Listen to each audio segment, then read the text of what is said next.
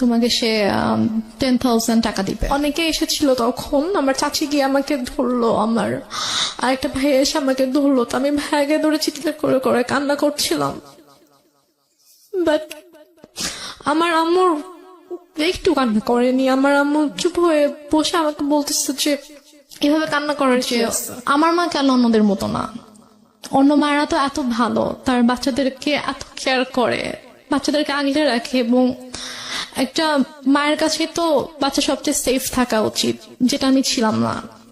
তো আমার সাথে কেন এরকম হতো? আমি নামাজ পড়ে আল্লাহর কাছে কান্না করতাম যে আল্লাহ আমার সাথেই কেন এরকম হলো, আমার মা কেন এরকম, অন্যদের মা তো এত ভালো। বেলা থেকে আমরা 2 বোন, আর আমার বাবা অনেক ভালো একজন মানুষ ছিলেন, খুবই শান্তশিষ্ট, মানে কখনো কারোর সাথে উঁচু গলায় কথা বলেনি, আমাদেরকে কখনো গায়ে হাত তোলেনি, এবং সবার কাছে আমার আব্বু অনেক প্রিয় একজন মানুষ ছিল। তো আমরা 2 বোনই আমার বাবার অনেক আদরের ছিলাম, স্পেশালি আমি।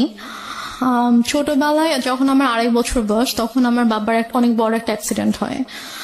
আব্বু অলমোস্ট 11 মাসের মতো হসপিটালে ছিলেন। তখন থেকে আর কি আমাদের মোটামুটি আমাদের লাইফটা একটু চেঞ্জ হওয়া শুরু করে, যেহেতু আব্বু কাজ করতে পারতো না। তো দেখা যেত যে আমাদের মানে আমাদের গ্রামের বাড়িতে অনেক জমি জমা ছিল আর কি, তো সেখান থেকে আর কি আমাদের মেইন ইয়াগুলো আসতো, খরচ টরচ সবকিছু আসতো। তো প্লাস আমার আম্মু জব করতো। আব্বু অসুস্থ হওয়ার পর থেকেই মানে মোটামুটি বলা চলে যে আমার আম্মু একটু মানে বদলে যাওয়া শুরু করে। এটা কি বাবা অসুস্থ হয়ে যাওয়ার পরে হ্যাঁ, ফার্স্ট টাইম আপনারা নোটিস করলেন? আপনার বড় বোনের সাথে আপনার বয়সের ডিফারেন্স কত? আমার আপুর সাথে আমার 6 বছরের পার্থক্য। তার মানে উনি হচ্ছেন রাইট নাও 30 এবং আপনি হচ্ছেন 24। 24। ওকে, সো আপনি যখন 2.5 বছরের ছিলেন, আপনার বোন তখন বলা যেতে পারে 7 থেকে 8 বছর বয়স। 8 বছর এরকম। আচ্ছা, তো ওই সময় আপনার বাবা ফুললি হসপিটালাইজ? আব্বু ফুলি হসপিটালে। কি করতেন উনি, পেশায় কি ছিলেন? আব্বু অ্যাক্সিডেন্টের আগে ব্যাংকে জব করতেন। আচ্ছা, তো ওই সময় মা খারাপ আচরণ করা শুরু করলো? মানে আপুই বেসিক্যালি আমাকে পেলেছে আর কি ছোটবেলা থেকে আমাকে, কারণ আম্মু বেশিরভাগ সময় হয়তো জবের কারণে বাইরে থাকতো, আব্বু সিক ছিল, সব দায়িত্ব আম্মুকে নিতে হতো। ও, মাও তখন জব করতো? হ্যাঁ, আম্মু জব করতো। তো তখন থেকে আর কি আম্মু বাসায় আসলে দেখা যেত খুব অল্পতেই রেগে যেত, তারপর অনেক খারাপ ব্যবহার করতো। তো এগুলো নিয়ে আর কি আব্বুর সাথেও আম্মুর একটু ঝামেলা শুরু হয়ে যায় যে তুমি কেন বাচ্চাদের সাথে এরকম ব্যবহার করছো, এটা তো ঠিক করছো না তুমি। তো তখন থেকে আর কি বলা যায় যে আমাদের জীবনটা বদলে যাওয়া শুরু করে। আমরা অনেক হ্যাপি একটা ফ্যামিলি ছিলাম মোটামুটি। অ্যাক্সিডেন্টটা কিসের অ্যাক্সিডেন্ট হয়েছিল? অ্যাক্সিডেন্টটা হচ্ছে আব্বু গ্রামের বাড়িতে যাচ্ছিল, আমাদের বাসা থেকে গ্রামের বাড়িতে যাচ্ছিল। তো তখন আর কি একটা ট্রাক এসে টেম্পু টাইপের যে ইয়াগুলো থাকে না, গ্রামে একটা জায়গা থেকে একটা জায়গায় যায়, ওইরকম একটা গাড়িতে আব্বু ছিল আর কি। একটা ট্রাক এসে উপরে উঠিয়ে দেয়, গাড়ির যে স্টিয়ারিংটা থাকে, স্টিয়ারিংটা একদম আব্বুর পেটে ঢুকে যায়। ঢুকে মানে খুবই ডেঞ্জারাস অ্যাক্সিডেন্ট। আব্বুর শরীরে অনেক হাড্ডি ভেঙে যায়, তারপর হচ্ছে স্টিয়ারিং ঢুকে একদম আব্বুর পুরো পেট একদম মানে চিড়ে ফেরে জাস্ট সাইডে একটুখানি ঝুলে থাকে, এমন অবস্থা। পেটের ভিতরে যা কিছু ছিল সবকিছু বের হয়ে যায়, মানে খুবই মানে ডেঞ্জারাস একটা অ্যাক্সিডেন্ট। আব্বুর বাসারই কথা না। রাইট। এখন আলহামদুলিল্লাহ আল্লাহ হায়াত দিয়েছিল জন্য আব্বু অ্যাক্সিডেন্টের পরে 14 বছরের মতো বেঁচে ছিল। বাট মানে যে অবস্থা ছিল আব্বু হাঁটতে পারতো না। আচ্ছা, আব্বুর 11 মাস পরে যখন আব্বুকে বাসায় নিয়ে আসা হলো, তখন আব্বু হাঁটতে পারতো না, আব্বু টোটালি হচ্ছে বিছানায় ছিল। তো আম্মু তখন আর কি আব্বুকে অনেক টেক কেয়ার করেছে। আব্বুকে হচ্ছে আমরা মানে যে ওয়াকার, বেবিরা যেরকম ওয়াকারে হাঁটে, আমরা ওরকম করে আব্বুকে নতুন করে আব্বুকে বসানো শিখাইতে হয়েছে, আব্বুকে দাঁড়ানো শিখাইতে হয়েছে, দেন ওয়াকারে করে আব্বুকে হাঁটাতে হয়েছে। তো তারপর যাই হোক অনেক বছর পার হলো, 2001-এ আমার বড় বোনের বিয়ে হয়ে যায়। আচ্ছা, আপুর খুব অল্প বয়সে বিয়ে হয়, তখন 14 বছর বয়স ছিল। তো মানে অনেক ভালো ছেলে পেয়েছিল, ওই জন্য হয়তো মানে বিয়ে দিয়ে দেয় আর কি। 14 বছর বয়সে? হ্যাঁ, যখন 14 বছর বয়স। তারপর 2001-এ বিয়ে হয়, তারপর 2005-এ আপু দেশের বাইরে চলে যায় হাজবেন্ডের সঙ্গে। আপুর হাজবেন্ড দেশের বাইরে থাকতো। তারপর 2005-এ দেশের বাইরে চলে যাওয়ার পরে আমরা হচ্ছে তখন তো আমি একা একদম, আব্বু আম্মু আমি। এর মাঝে তো অনেক মানে কি বলবো, নিজের মা সম্পর্কে আসলে এভাবে কথাগুলো বলতে আমার খারাপ লাগছে, তারপর বলতে হয়। 2005-এ আপু চলে যাওয়ার পর থেকে আর কি আম্মুর মানে ব্যবহারগুলো আরো বেশি খারাপ হওয়া শুরু করে আমার সাথে, আব্বুর সাথে। বাবা কি তখন জব করছে নাকি একদম full bed? বাবা বেসিক্যালি হচ্ছে যে অ্যাক্সিডেন্টের পরে বাবা জব করতো না, কারণ বাবা হাঁটা চলে তো অনেক বছর করতে পারেনি। তারপর কি বাবার হচ্ছে যে কিছু মানে জায়গায় হয়তো টাকা দেওয়া ছিল বিজনেসের ইয়াতে, ওখান থেকে আসতো, প্লাস বাড়ি থেকে আসতো, ওভাবেই আর কি আমাদের সংসার চলছিল। তারপর 2006 সালে 2006 সালে আপনারা তখন কোথায়? আপনারা কি তখন ঢাকাতে না, নাকি? আমরা তখন ঢাকাতে না, আমরা তখন আমাদের বাড়িতে। বাড়িতে গেলেন কবে? বাড়িতে গিয়েছি আমরা হচ্ছে এক বছর একটু বেশি সময় হচ্ছে ঢাকায় ছিলাম। আচ্ছা, তারপর হচ্ছে তখন থেকে আমরা বাড়িতে মানে 96-এর কি মাস অ্যাক্সিডেন্ট করেছিল সেটা আমার মনে নেই, বাট আমরা হচ্ছে 13-14 মাসের মতো ঢাকায় ছিলাম। তারপরে আর কি আমরা বাড়িতে চলে যাই। বাড়ি কোথায় চলে গেলেন? আমাদের বাড়ি হচ্ছে সিরাজগঞ্জ। সিরাজগঞ্জে চলে গেলেন। আচ্ছা, তো সিরাজগঞ্জে মানে হচ্ছে আপনার বাবার বাড়িতে চলে গেলেন? না, আমাদের বাসা, আমরা যে বাসাটা তখন আমরা ভাড়া থাকতাম, ওখানে। তো 1 বছর বাবার এখানে থেকে ট্রিটমেন্ট করাতে হয়েছে বাবাকে শুধুমাত্র? তারপর আমরা সিরাজগঞ্জে চলে যাই, তো ওখানে আমাদের বাসা ছিল, ওখানে আমরা যাই, গিয়ে ওখানে থাকি আর কি। আম্মু কিছুদিন পরে হচ্ছে জয়েন করে, আম্মু আগেও জব করতো, ওই সেম জবটাতে আম্মু আর কি জয়েন করে। আচ্ছা, আর আব্বু হচ্ছে ওই টুকটাক মানে বেশি তো হাঁটাচলা করা নিষেধ ছিল, বলেছিল যে যতটা সম্ভব রেস্ট নিতে। তো আব্বু এরকম মানে জবে আর যাওয়া হয়নি, তো টুকটাক বিজনেস করতে ভাবে চলতো আর কি আমাদের। তো তারপর হচ্ছে 2006 সালে একটা ঘটনা আমি দেখি আর কি, মানে আমি ঘুমাচ্ছিলাম, তো ঘুম থেকে উঠে আমি যখন আম্মুর মানে বেডরুমের দিকে যখন আমি গেলাম, তো গিয়ে আর কি আমি খুবই আপত্তিজনক একটা আমি দেখি। সো তারপর থেকে আর কি আমার আম্মুর প্রতি আপনার বাবা কোথায় তখন? আমার আব্বু তখন বাইরে ছিল। বাইরে বলতে? বাইরে হচ্ছে আব্বু ওই ব্যবসার কাজে আব্বু বাইরে গিয়েছিল, একটা শপ ছিল ওখানে আব্বুর, তো ওই শপে গিয়েছিল আর কি। আচ্ছা, সো আপনি যে আপত্তিকর অবস্থাটা দেখলেন, এটা কি বেসিক্যালি আপনি ফার্স্ট টাইম নোটিস করলেন এরকম? হ্যাঁ, আমি মনে হয় ফার্স্ট টাইম নোটিস করলাম এরকম কিছু। তো তখন আপনি স্কুলে পড়েন? তখন আমি মেবি ক্লাস 7-এ পড়ি। স্কুলে পড়েন, হাই স্কুলে পড়েন? স্কুলে পড়ি তখন আমি। তো তারপর ওটা দেখার পর থেকে আম্মু তো প্রচন্ড ভয় পেতাম, মানে দেখা যেত যে আম্মু কিছু একটা বললে অথবা একটু জোরে কথা বললে আমি ভয় পেয়ে যেতাম, বুকের ভিতরে কাঁপুনি শুরু হয়ে যেত যে এখন কি হবে। তো তারপর ওই ঘটনাটার পর আমি জাস্ট রুমে ঢুকে যখন দেখেছি, সাথে সাথে আমি রুম থেকে বের হয়ে গিয়েছি আর কি, আমি আমার রুমে চলে গিয়েছি। তো তার কিছুক্ষণ পরে আম্মু এসেছে আমার রুমে, তো এসে আমাকে বলছে যে যা দেখেছো সেটা যেন বাবাকে না বলা হয়, যদি বলো তাহলে কিন্তু তোমার খবর আছে। আচ্ছা, মানে মা আপনাকে সবসময় এই ধরনের শাসনই করতো? শাসনই করলো বিষয়টা নিয়ে? হ্যাঁ, শাসনই করলো। তারপর আমি তো আমি আগে বলেছি যে আমি প্রচন্ড ভয় পেতাম আম্মুকে, তো আমি আর কিছু বলি না, বাবা আসার পরও কিছু বলি না। তো তারপর এভাবে চলছিল। এরপরও আরো কয়েকবার আমি এরকম ঘটনা আমার চোখের সামনে হয়েছে, কারণ ওই দিনে আমি দেখার পর থেকে আসলে আম্মুরও একটা ভয় কেটে যায় যে হ্যাঁ, আমি তো বাবাকে কিছু বলিনি, আমি কিছু বলবো না। তো আমার সামনে এরকম ঘটনা আরো অনেকবার হয়েছে, বাট আমি বাবাকে কিছু বলতে পারিনি আর কি। তো তারপরে গিয়ে আমরা 2007 সালে আমরা নিজেদের বাসা করি। তো সিরাজগঞ্জে, হ্যাঁ, নিজেদের বাসা করার পরে ওখানে আমরা শিফট হই। তো তারপর 2009 সালে হঠাৎ করে একদিন আমার আব্বুর প্রচন্ড 2009 সালের মে মাসে আব্বু হঠাৎ করে অসুস্থ হয়ে যায়। আচ্ছা, মে মাসে 26 তারিখ ছিল, 25 তারিখ রাত 8টার দিকে হঠাৎ করে, তখন প্রচন্ড ঝড় বৃষ্টির সময় ছিল, তো প্রচন্ড বাইরে বৃষ্টি হচ্ছিল, ডক্টরের কাছে যাবো সেরকম সিচুয়েশন ছিল না। তো হঠাৎ করেই 9টা থেকে প্রচন্ড ব্যথা শুরু হয়ে যায় আব্বুর। তো আব্বু, আমি ফোন করছিলাম হসপিটালে যে অ্যাম্বুলেন্স পাঠানো যাবে কিনা, তো ওরা বলতেছে আমাদের কাছে কোনো অ্যাম্বুলেন্স এখন নেই, কোথাও একটা অ্যাক্সিডেন্ট হয়েছিল তো ওখানে গিয়েছে সব অ্যাম্বুলেন্স আর কি, কোনো হসপিটালেই কোনো অ্যাম্বুলেন্স অ্যাভেলেবল ছিল না। তো এদিকে মানে আমার মা কিন্তু পাশের রুমে ছিল, কিন্তু তাকে আমি বারবার ডাকছি যে আব্বু প্রচন্ড খারাপ লাগছে, তুমি আসো, আমি তো কিছু বুঝতে পারছি না। আমি গিয়ে কি করব, আমার কি করার আছে। তো এভাবে আর কি রাত কেটে যায়। প্রায় যখন 2:30 বাজে তখন আব্বু বলে যে আমার একটু ভালো লাগতেছে, তো তুমি তোমার রুমে যাও, গিয়ে ঘুমিয়ে পড়ো, আমরা সকাল হোক তখন আমরা ডক্টরের কাছে গিয়ে আমরা দেখিয়ে আসবো, চিন্তা করো না। বাট আমি বুঝতে পারছিলাম যে আব্বু আসলে আমাকে এমনি বলছে, কারণ আমি খুব টেনশন করছি, আমি আব্বুর পাশে বসে আছি, ইভেন আমি কান্নাও করছিলাম। তো তারপর আব্বু বললো যে তুমি রুমে যাও, গিয়ে ঘুমাও, আমি সকালে তোমাকে ডেকে দিব, তারপর আমরা ডক্টরের কাছে যাব। মানে আমার আব্বু এত কষ্ট পাচ্ছিল, আমি বারবার আম্মুর কাছে গিয়ে রিকোয়েস্ট করছিলাম যে তুমি একটু আসো, তুমি একটু আব্বুকে দেখো, বাট আম্মু আসছিল না। তার আগে কি আপনার আব্বু আম্মুর মধ্যে কোনো ঝগড়া দেখেছেন কোনো আপনি? ঝগড়া হয়নি, কোনো ঝগড়া ছিল কোনো না? ঝগড়া হয়নি। আমি আচ্ছা। তো আপনাকে প্রথমে বলেছি আমার আব্বু খুবই শান্ত একজন মানুষ ছিল। আচ্ছা, সে okay. মানে কারোর সাথে কখনো কোনো ঝগড়া করতো না। লাইক আম্মু যদি কখনো রাগারাগিও করতো, চিল্লাফাল্লা করতো, আব্বু কিছু বলতো না। আচ্ছা। আব্বু চুপ হয়ে থাকতো। তারপর আমি আমার রুমে চলে যাই। তো হঠাৎ করে প্রায় 10-15 মিনিট পর আব্বু চিৎকার করে আমাকে ডাকে। তো আমি ছুটে আব্বুর রুমে যাই। তো রুমে যাওয়ার পরে দেখি যে আব্বু বলতেছে আমার খুব খারাপ লাগছে, তুমি আমাকে বারান্দায় নিয়ে যাও। আচ্ছা। তো আমি আব্বুর রুম থেকে আব্বুকে ধরে বারান্দায় নিয়ে আসি। তো আব্বু যখন থেকে ব্যথা শুরু হয় তখন থেকে আব্বু জাস্ট বুকে হাত দিয়ে রেখেছিল, যেখানে ব্যথা করছিল। আব্বু বসতে পারছিল না, শুতেও পারছিল না, আধশোয়া হয়েছিল বিছানায়। তুমি আব্বুকে ধরে বারান্দায় নিয়ে যাই। নিয়ে যাওয়ার পরে আব্বুকে চেয়ারে বসিয়ে দিই। তো তারপর আব্বু বমি করে দেয়।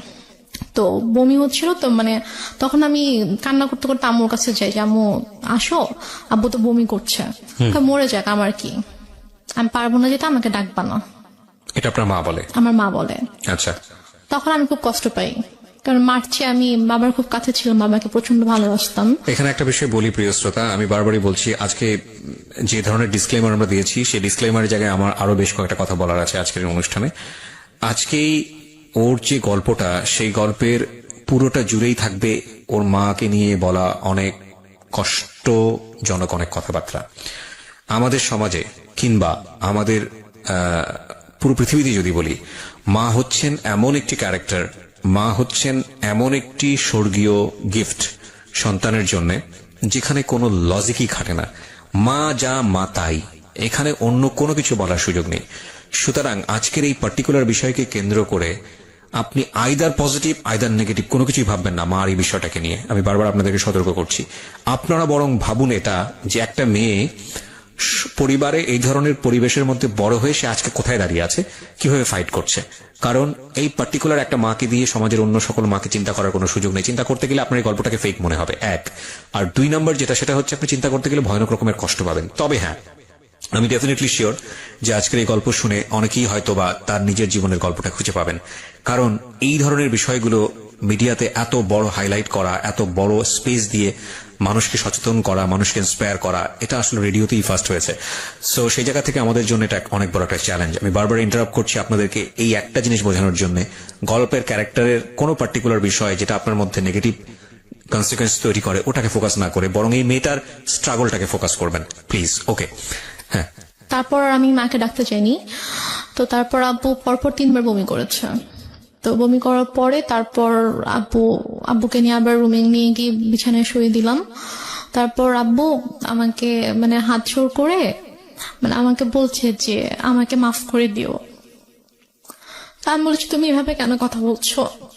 বলছে যে আমি তোমার জন্য কিছুই করতে পারলাম না। মানে আমি তখন এতটাই মানে আমি তো কিছু বুঝতাম না তখন। আমি যদি এখন যদি থাকতাম ওই সিচুয়েশনে, আমি হয়তো বুঝতে পারতাম যে আব্বু হয়তো আর বেশিক্ষণ থাকবে না, এই জন্য ওইভাবে বলছে। বাট তখন আমি বুঝিনি আসলে।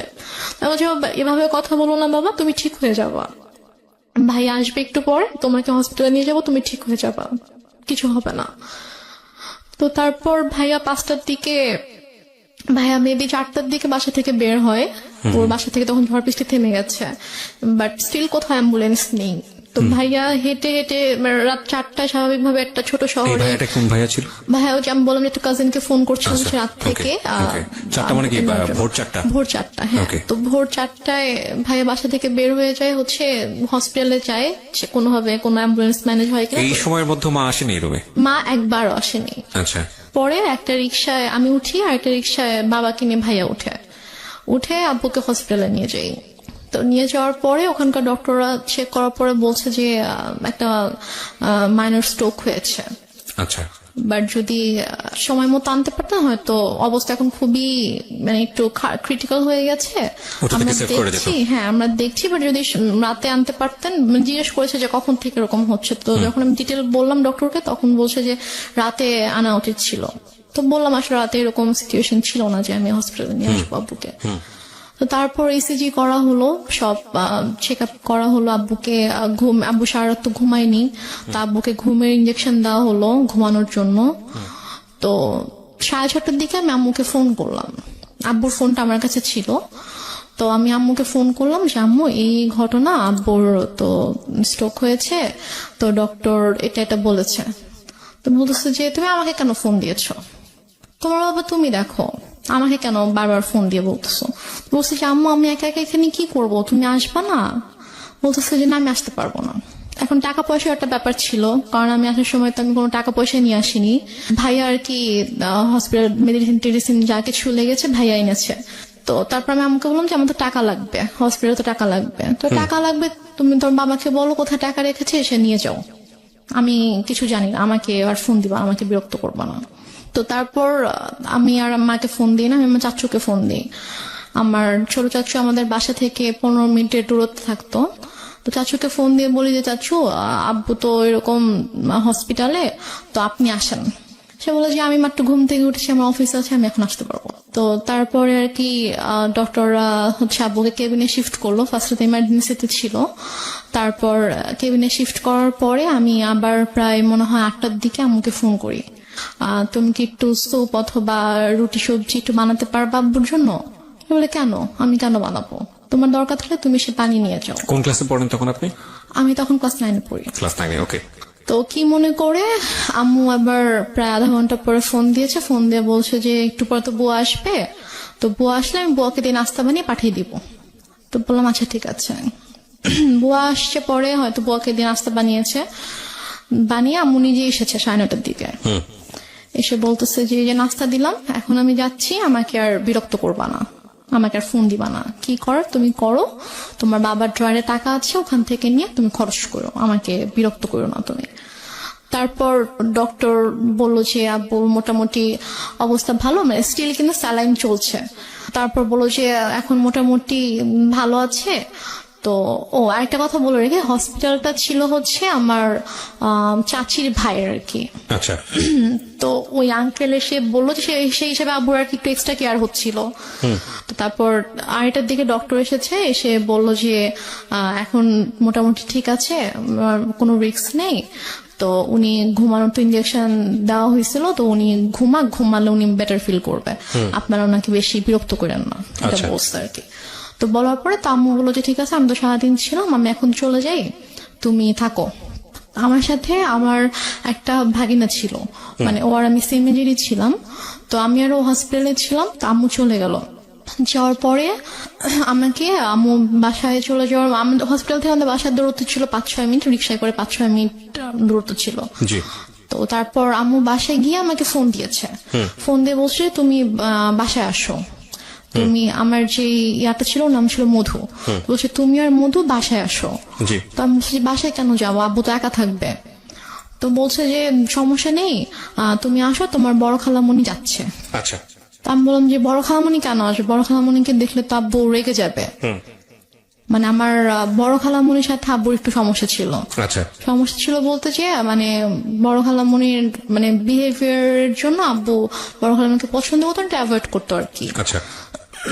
তো বলছে আব্বু যদি রেগে যায় তখন আব্বুর জন্য তো এটা মানে খারাপ হতে পারে, লাইক যে যাকে পছন্দ করে না, ঘুম থেকে অসুস্থ অবস্থায় যদি উঠে তাকে দেখে, তখন তো স্বাভাবিকভাবে তার খারাপ লাগবে। যে মানুষ তো চায় যে অসুস্থ থাকুক, তার প্রিয় মানুষগুলো তার পাশে থাকুক। তো তারপর আমি বলি যে না, আমি আসবো না। আমরা এখানে একটা বিরতি নিতে চাই। প্রিয় শ্রোতা, আপনারা শুনছেন মিস্টার ম্যাঙ্গো ক্যান্ডি প্রেজেন্স জীবন গল্প। আমি আরজি কিবরিয়া আপনার সঙ্গে রয়েছি। রেহনুমা আজকের এই জীবন গল্প বলছে। রেহনুমাকে দেখার জন্য আপনাদের আসতে হবে আমাদের ফেসবুক পেজে, অথবা আপনারা চলে আসতে পারেন আমাদের ইউটিউব চ্যানেলে। আমাদের ফেসবুকের ঠিকানা www.facebook.com/kibria.rj, KEBRIA.RJ, পেজটি আছে আরজি কিবরিয়া নামে। এছাড়া আপনারা আসতে পারেন আমাদের ইউটিউব চ্যানেলটিতেও। আমাদের ইউটিউব চ্যানেলের ঠিকানা হচ্ছে www.youtube.com/DFM904। সাবস্ক্রাইব করে অবশ্যই নোটিফিকেশনটি অন করে নেবেন। ওকে, এখন আমি যেটা বলবো বিরতিতে যাবার আগে, সেটা হলো সিচুয়েশন যখন একটু কড়া, যখন মন বসে না কোনো কাজে, তখন মন ঠিক করতে মুখ দিতে পারেন কাঁচা আমের স্বাদে Pran mister mango candy. Good mood guaranteed. প্রিয় শ্রোতা, ফিরছি ছোট্ট একটা বিরতির পর। শুনছেন আরজি কিবরিয়ার সাথে মিস্টার ম্যাঙ্গো ক্যান্ডি প্রেজেন্টস জীবন গল্প।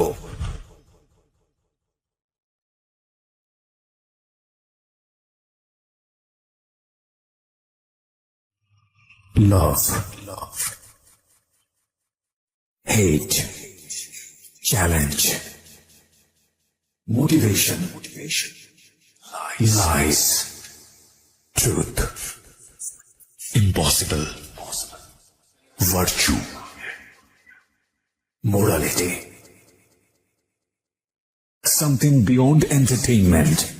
Welcome to my stage of reality. Stay tuned. Sunday and Wednesday with me, RJ Kibriya, only on Dhaka FM 90.4.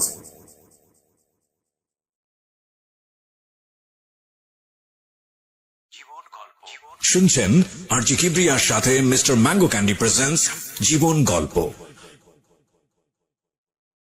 আর একবার স্বাগত প্রিয় শ্রোতা, শুনছেন মিস্টার ম্যাঙ্গো ক্যান্ডি প্রেজেন্টস জীবন গল্প। আমি আরজি কিবরিয়া আপনার সঙ্গে রয়েছি। আমরা কথা না বাড়িয়ে ফিরছি আমাদের যিনি গেস্ট রেহনুমা তার কাছে।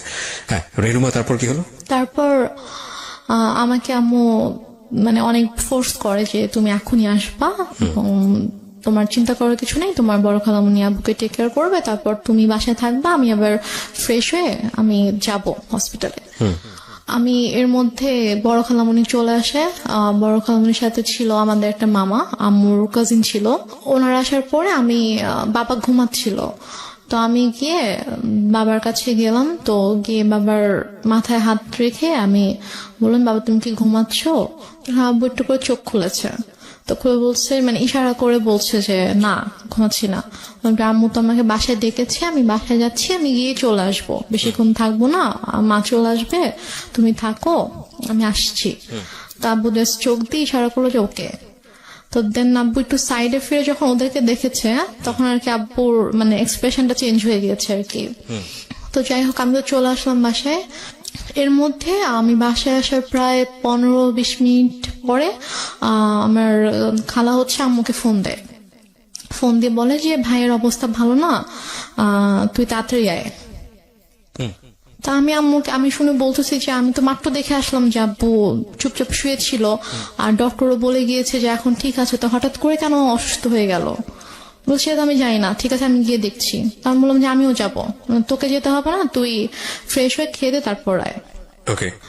তো আমি অনেকবার রিকোয়েস্ট করলাম আম্মুকে যে আম্মু প্লিজ আমি যাই, আমি তোমার সঙ্গে যাই। বলছে না তুই যাবি না, তুই থাক, আমি যাচ্ছি। তো আম্মু চট করে রেডি হয়ে আম্মু গেল। তো আম্মু মেবি 3:30টার দিকে হসপিটালে গিয়েছে।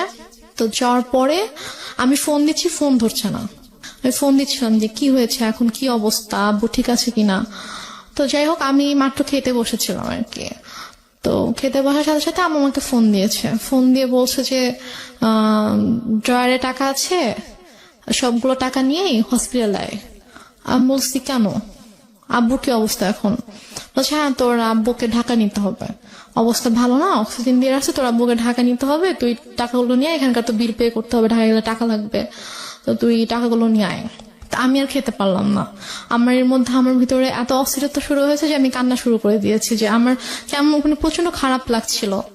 তো তারপর আমি টাকা নিয়ে চট করে বের হলাম। তারপর আমি হসপিটালে আসার পরে দেখি যে আমার একজন চাচ্ছু বাসার হসপিটালের নিচে দাঁড়িয়ে আছে। আমি রিক্সা থেকে নামার সাথে সাথে চাচ্ছু আমার হাত ধরেছে। তো ধরে বলতেছে যে চল উপরে চল। আমি বললাম যে আব্বু কি হয়েছে? তখন আমার খুব খারাপ লাগছিল, যে আমার মনে হচ্ছিল যে মেবি আব্বু নেই। তাই আমি বলছি সত্যি করে বল আব্বুর কি হয়েছে। তো আব্বুর কেবিন ছিল হচ্ছে 3 তলায়।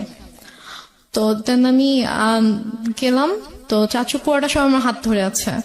3 তলাতে যাওয়ার পরে দেখেছি আব্বুর কেবিনের দরজাটা খোলা, দরজার সামনে অনেক মানুষ।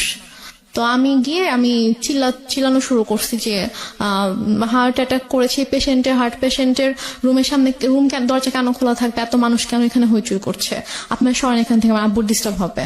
আমি এটা বলতে বলতে রুমে ঢুকে দেখি যে আমার মা খালা একটা বেডে বসে আছে, আর আমি দেখেছি আব্বু শুয়ে আছে। আমি তখনও খেয়াল করিনি যে আব্বুর মাথার নিচে যে বালিশ নেই, অথবা আমি স্যালাইন ট্যালাইন আমি কিছুই খেয়াল করিনি আর কি। আমার জাস্ট মনে হচ্ছে আব্বু নর্মালি শুয়ে আছে, কারণ ওইভাবে সবাই আমি দেখে গেছি আব্বুকে। তো আব্বুর মাথার কাছে হচ্ছে আমার চাচু বসে আছে, যে চাচুকে আমি সকালে ফোন দিয়েছিলাম, যিনি বলেছে অফিস আছে আমি আসতে পারবো না, উনি বসে আছে। চাচি এসেছে, উনি দাঁড়িয়ে আছে। তো আমি আব্বুকে দেখো, তখনও কিন্তু বুঝতে পারিনি যে আব্বু নেই।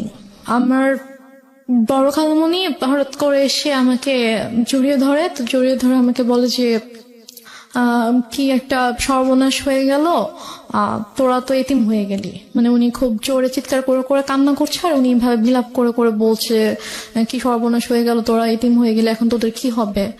এটা যখন বলেছে তখন জাস্ট আমি আব্বুর দিকে তাকিয়েছি, তাকিয়ে তখন আমি খেয়াল করেছি যে আব্বুর মাথার নিচে বালিশ নেই।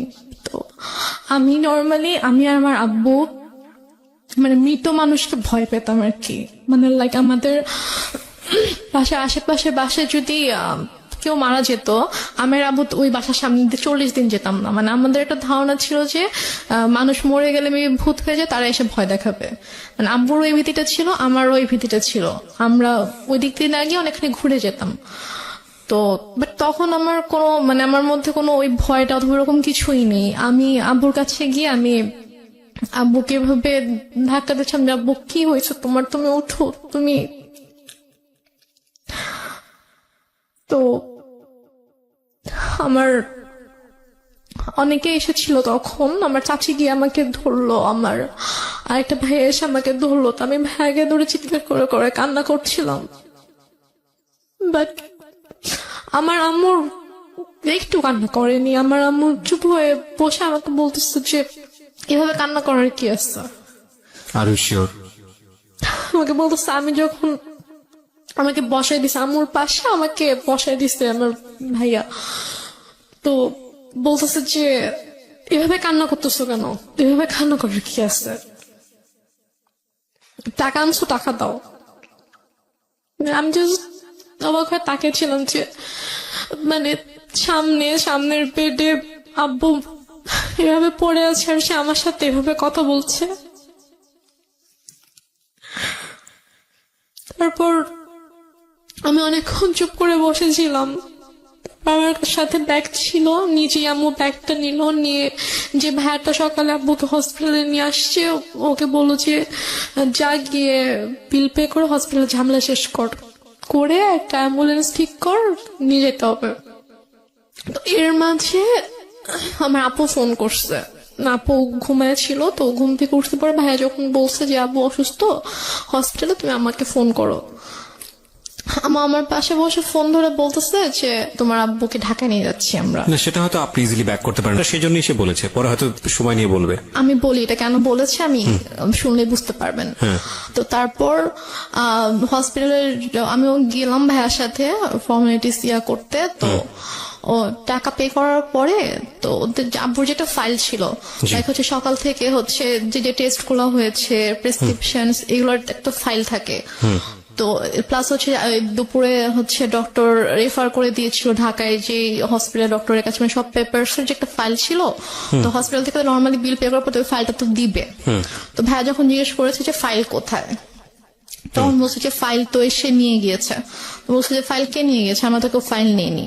তো বলেছে যে ডক্টর যখন রুমে গিয়েছে, অক্সিজেন যখন দেওয়া হয়েছে পেশেন্টকে, তখন আপনাদের একজন রিলেটিভ এসেছিল, এসে বলেছে যে অমুক কেবিনের অমুকের ফাইলটা ডক্টর চেয়েছে, আমরা তো দিয়ে দিয়েছি। তো উপরে গিয়ে ভাইয়া সবাইকে জিজ্ঞেস করলো ওখানে যারা যারা ছিল, তো সবাই বলতেছে যে না আমি তো নিইনি। তো ফাইলটা যাই হোক পাওয়া গেল না। তারপর অ্যাম্বুলেন্সে করে আব্বুকে আমাদের বাসায় নিয়ে আসা হলো। তো বাসায় নিয়ে আসার সাথে সাথে দেখি যে আম্মু ওদিকে ফোন টোন দিয়ে সব অ্যারেঞ্জমেন্ট করে ফেলেছে যে মানে যত তাড়াতাড়ি পসিবল মাটি দিতে হবে। বাট আপু যখন দেশের বাইরে চলে যায়, তখন আপু এভাবে বলে যায় যে মানে যদি কখনো মানে আব্বু হোক আম্মু হোক কেউ যদি মারা যায়, তাকে রেখে দিবা আমি না আসা পর্যন্ত, আমি আসবো দেখবো তারপর মাটি হবে। আপু এটা বলে গিয়েছিল। তো আপুর শ্বশুর বাড়িতে যখন জানানো হয় যে আব্বু মারা গেছে, তখন বলে যে ঠিক আছে আমরা আসছি, আপনারা ওখানে সবকিছু ঠিকঠাক করেন, ওনাকে গোসল করেন, তারপর আমরা ঢাকায় নিয়ে এসে ওনাকে মানে আপু শ্বশুর বাড়িতেও এটা জানতো, কারণ আপু শ্বশুর বাড়িতেও সেম কথাটাই বলেছে, মানে শ্বশুর শাশুড়ি ছিল তো ওদের বলেছে যে মানে যারই কিছু হোক না কেন আমাদেরকে ছাড়া কিন্তু আপনারা মাটি দিবেন না, আমরা দেখবো। তো ওইভাবে আপুর শ্বশুরও ফোন দিয়ে বলে যে ঠিক আছে ভাইজানকে নিয়ে আসতে হবে ঢাকায়, নিয়ে এসে আমি ব্যবস্থা করছি। এখানে বারডেমে সম্ভবত ছিল হিমাগার আছে, তো ওখানে বলো যে ওখানে রাখবো, আমি সব ব্যবস্থা করে আমি আসছি। বলছে না আপনাদের আসতে হবে না, যত তাড়াতাড়ি পসিবল মাটি দিয়ে দিব, নিত্য বৃষ্টি আত্মা হচ্ছে কষ্ট পাবে, বেশিক্ষণ রাখা যাবে না। তো বলতেছে যে না, মানে আপুর কথা বলছে যে বৌমা তো বলে গেছে, তা আমাকেও বলে গেছে, তো আমি তো এটা পারবো না, আমি বৌমাকে কি জবাব দিব আপনি যদি মাটি দিয়ে দেন। বলতেছে না আপনাদেরও কষ্ট করে এখন সন্ধ্যা হয়ে গেছে, আপনাদেরও এখন কষ্ট করে আসতে হবে না, আর আপনারা আসলে আসেন, বাট আপনারা আসার আগে আগে মাটি দিয়ে দিব। মানে আম্মু পুরো ক্রেজি হয়ে গিয়েছে মাটি দেওয়ার জন্য। তো আমার চাচুরা ফোন দিয়ে বলতেছে যে, আমার আরেকটা চাচা গ্রামের বাড়িতে থাকে, তো আমার চাচা ফোন দিয়ে বলতেছে যে তুমি এখানে নিয়ে আসো, আমাদের পারিবারিক কবরস্থানে মাটি হবে। সে বলতেছে না আমি ওখানে নিব না, ওর এখানেই মাটি হবে। তো এগুলো নিয়ে আম্মু খুবই মানে রীতিমতো ঝগড়া করতেছে অনেক। আম্মু কিন্তু স্টিল মানে এক ফোঁটাও কান্না করেনি, একটুও কান্না করেনি। তো সে আমার চাচার সাথে ফোনে ঝগড়া করতেছে যে না আমি এখানে মাটি দিব, আপনাদের যদি দেখতে ইচ্ছা করে আপনারা এখানে আসেন, এসে দেখে যান। কোনোভাবে রাজি করাতে পারতেছে না যে না পারিবারিক কবরস্থানে তার মাটিটা হবে। ওইদিকে আপু বারবার ফোন করে বলতেছে যে তুমি একটু আব্বুর সাথে কথা বলায় দাও। তো বলছে এখন তো কথা বলতে পারবে না, এখন তো হচ্ছে যে কি অক্সিজেন দিয়ে রাখছে এটা সেটা এগুলো বলতেছে। বলছে যে ও আপুকে বলছে যে আমি এখন অ্যাম্বুলেন্সে। তো বলছে ঠিক আছে আব্বু কথা বলতে না পারলেও সমস্যা নেই, তুমি আব্বুর কানের কাছে ফোনটা নাও, আমি আব্বুর সাথে কথা বলে আব্বু বেটার ফিল করবে, আব্বুর ভালো লাগবে আমার ভয়েস শুনলে। সে বলছে না এখন না, আমি হসপিটালে যাই, তোমার সাথে কথা বলে দিব। এভাবে ওদিকে আপুকে এভাবে হ্যান্ডেল করতেছে, তারপর হচ্ছে আমার চাচার সাথে ঝগড়া করতেছে এবং মাটি দেওয়ার জন্য খুবই পাগল হয়ে গেছিল। মানে আপনার কথা অনুযায়ী যদি আপনি সবকিছু মেনে নেই, তাহলে বলতে হবে যে সে এককভাবে সিদ্ধান্ত নিচ্ছে, একটা স্বেচ্ছাচারী আচরণ যেটাকে বলে। সে কারো কথাই শুনছে না। লাইক একজন মহিলার যে হাজবেন্ড মারা গেলে তার যেরকম বিহেভিয়ার থাকা উচিত ওরকম কিছু ছিল না আমার মাঝে। অনেক বেশি ডেসপারেট ছিল to establish her decision. Yeah exactly. Okay. তো তারপর সবাই বুঝায় যে এরকম করার কিছু নেই, আপনি একটু শান্ত হন, যেহেতু তার বাবা মা ভাই সবার কবর ওখানে, সো ওনার ভাইরাও চাচ্ছে, ওনাদের কথাটা আপনাকে মানতে হবে। তো সবাই বুঝানোর পরে গিয়ে উনি আর কি বলে আচ্ছা ঠিক আছে। দেন আব্বুকে গোসল করানো হয়, করানোর পরে রাত 8টার দিকে সম্ভবত অথবা 8টার পরে আব্বুকে একটা ট্রাক নিয়ে আসা হয়। মানে আমাদের বাসা থেকে আমার দাদুর যে গ্রাম 1 ঘন্টার দূরত্ব ছিল আর কি। জি। তো ওখানে তারপর আমরা যাওয়ার জন্য মাইক্রো ট্রাক সবকিছু অ্যারেঞ্জ করা হয়। তো আমি বলি যে আমি যাবো, বলেন তোমাকে যেতে হবে না, আমাকে বাসায় রাখে। আর বাসায় আমার ছোট খালামণি ছিল, আরো কে ছিল, তো ওদের কাছে আমাকে রেখে যায়। রেখে আম্মু চলে যায় ওদের সাথে গ্রামের বাড়িতে মাটি দেওয়ার জন্য। আচ্ছা। মাটি দিয়ে রাতের 12:30 পৌনে 1টার দিকে চলে আসে, সবাই আবার ব্যাক করে আর কি। স্টিল আপুর সাথে সে কথা বলতেছে যে বাবা বেঁচে আছে, বাবা হসপিটালে। আপু বারবার ফোন দিয়ে বলছে যে কথা বলায় দাও, সে মানে বলাচ্ছে না আর কি। তো দেন মেবি 12:30 পৌনে 1টার দিকে আসলো বাসায়। তো আসার পরে তখন গিয়ে আপু শাশুড়িকে বলেছে যে আপনাদের আসতে হবে না, আমি যেহেতু মাটি দিয়ে দিয়েছি তাড়াতাড়ি, তো আপনারা সকালে আসেন, রিল্যাক্সে সকালে আসেন, এখন আসতে হবে না। তো তারপর ওরাও আসলো না। তো তারপর আপুকে আমাদের সময় সকাল 5:30টার দিকে আপুকে ফোন দিয়েছে, ভাইয়াকে ফোন দিয়ে তো আপু কলেজে ছিল, ভাইয়া কেউ কিন্তু জানায়নি। তো 5:30টার দিকে ভাইয়াকে ফোন দিয়ে বলছে যে তোমার আব্বা তো মারা গেছে। তো বলছে যে মানে কি, আপনি তো একটু আগেও বলছেন, মানে রাতের বেলাও যখন কথা হচ্ছে তখনও তো আপনি বলছেন যে আব্বা ঢাকায় হসপিটালে, এখন মারা গেছে, মানে আপনি কি বলতেছেন এগুলা? ভাইয়া বিশ্বাস করতে পারতেছে না। তো বলতেছে যে হ্যাঁ এরকম মারা গেছে, মাটি দিয়ে আসছি, ডিটেল বললো আর কি। তো তাহলে আপনি কেন বিকেল থেকে বলছেন যে আপনি আব্বুকে ঢাকায় নিয়ে আসতেছেন, এগুলা কেন বলছেন, মিথ্যা কথা কেন বলছেন? পরে বলে যে তারপর বলছে যে আপনাদেরকে তো বলা হয়েছে যে কেউ মারা গেলে রাখতে, আমরা দেখবো তারপর মাটি হবে, তো আপনি কেন মাটি দিয়ে দিলেন? ভাই আম্মুর সাথে এভাবে কথা বলতেছিল। তো বলতেছে যে আমার ইচ্ছা হয়েছে আমি দিচ্ছি। এটা আপনার মা বলছে? আমার মা বলছে আমার ইচ্ছা হয়েছে আমি দিচ্ছি, এখন তো কিছু করার নাই। আপুর কথা বলছে যে ওকে জানাও, ও কোথায়? তো বলছে ঠিক আছে, ওকে আপনার জানাইতে হবে না, আমি ওকে জানাচ্ছি, আমি আমার ওয়েতে ওকে জানাবো। তো তারপর আপু কলেজে ছিল। তো আপু কলেজ থেকে আসার পর এর মধ্যে বাসায় হচ্ছে আপুর কিছু ফ্রেন্ডকে ভাইয়া ডাকে, ওরা সবাই আসে। তো আপু বাসায় এসে দেখে আপুর ফ্রেন্ডরা বাসায়, ভাইয়া বাসায়। তো আপু বলে যে কি হয়েছে তোমরা হঠাৎ করে বাসায় না জানিয়ে? তো বলে আসলাম আর কি। তো ওরা অনেক খাবার টাবার রান্না করে আনছে, তো আনার পর আপুকে খাওয়াইছে। খাওয়ানো দাওয়ানোর পরে তারপর আপুকে বলছে যে এরকম আব্বু তো মারা গেছে। তখন আপু খুব শক, যে মানে কি, আমাকে তো বলা হয়েছে যে আব্বু হসপিটাল, আব্বু ঢাকায়, তাহলে আম্মু কেন মিথ্যা কথা বলছে? দেন আপু আমাকে ফোন করে বলে যে তুমি কেন মিথ্যা বললা, যাই হোক অনেক কথা। তো আম্মু বলে যে এরকম মৃত মানুষকে রাখতে হয় না, কষ্ট পায়, এগুলো নিয়ে আর কি অনেক ইয়া হয়। বাট তখনও আমি বুঝতে পারিনি যে আসলে ব্যাপারটা কি হয়েছে। তো এর মাঝে কথা ওঠে আব্বুর ওই ফাইলটা নিয়ে। এটা নিয়ে যখন কথা ওঠে যে ওই ফাইলটা কোথায়, আমার বড় খালার ছেলে হচ্ছে ডাক্তার, তো ভাইয়া এসে বলে যে আমি রিপোর্টস গুলো দেখবো, আমার কাছে মনে হচ্ছে যে ডাক্তারদের কোনো একটা অবহেলার কারণে, তো ভুল কোনো কিছুর কারণে এরকম ভাবে খালু মারা গেছে। কিন্তু ফাইলটা মিসিং। হ্যাঁ, তো এই জন্য ওরা হসপিটাল থেকে ফাইলটা ধারণা ছিল যে ডক্টরদের কোনো অবহেলার কারণে হয়তো এরকম হয়েছে। তো তারপর এটা নিয়ে মোটামুটি ভালো একটা ভাইয়া হসপিটালে গিয়ে ইনকোয়ারি করে। তো ওরা সেম রিপ্লাই দেয় যে আমাদের কোনো ফল্ট নেই, কেউ নিয়ে গিয়েছে, আপনাদের রিলেটিভের মধ্যে থেকে কেউ ফাইলটা নিয়ে গিয়েছে। আচ্ছা। তারপর তো আম্মুর এই ব্যাপারটা নিয়ে আসলে কোনো ইয়া ছিল না, যে বলতেছে যে তোদের এত বাড়াবাড়ি কেন করতেছিস, কি দরকার খামাখা, মারা গেছে, আল্লাহর জিনিস আল্লাহ নিয়ে গেছে, তো কেন ওদেরকে দোষারোপ করা তো লাভ নেই, খামাখা ফাইল হারাইছে ফাইল দেখি এখন কি হবে, ওই ফাইলের তো এখন কোনো দরকার নেই। তো তারপরও আর কি আমিও তখন ইয়া করি যে না আসলে এটা তো দরকার, ডক্টরদের কারণে হয়তো এরকম কিছু হয়েছে। তো তারপর গিয়ে আর কি এটাকে নিয়ে আর তেমন ইয়া হয়নি। তো হসপিটালে ওরা বলেছিল যে আপনাদের ওই দিন যেসব রিলেটিভরা ছিল সবাইকে যদি আমাদের সামনে আনতে পারেন, রিসিপশনের জিনিস ছিল, উনি বলেছে যে তাহলে আমি চিনে ফেলবো। আচ্ছা। কে ছিল উনি বলেছে যে আমি জিজ্ঞেস করছিলাম যে কে ছিল, ছেলে ছিল নাকি মেয়ে ছিল, তো উনি বলছে মহিলা ছিল। আচ্ছা। তো উনি এসে বললো যে অমুক কেবিনের অমুক পেশেন্টের হচ্ছে আমি রিলেটিভ, তো ডক্টর ফাইলটা চেয়েছে, ফাইলটা দেন তাড়াতাড়ি। তো ফাইলটা পরে নিয়ে গিয়েছে। তো যাই হোক, তো তারপর এটা নিয়ে আর কোনো ইয়া হয়নি। আম্মুকে যখন বললাম যে চলো তাহলে আমরা সবাইকে নিয়ে যাই ওখানে যিনি ছিল, তো বলছে যে না আমরাই তো ছিলাম, আমরা তো কেউ যাই নাই। তারপর যেতে সমস্যা কোথায়, চলো। আমি বলছেন আমি যাবো না। এটা নিয়ে এক পর্যায়ে আমার সাথে অনেক বড়ই সিনক্রিট হয়েছে, অনেক কথা কাটাকাটি হয়েছে। ভাইয়াও বলেছে যে খালা চলো, কি সমস্যা, তো সে বলছে আমি যাব না।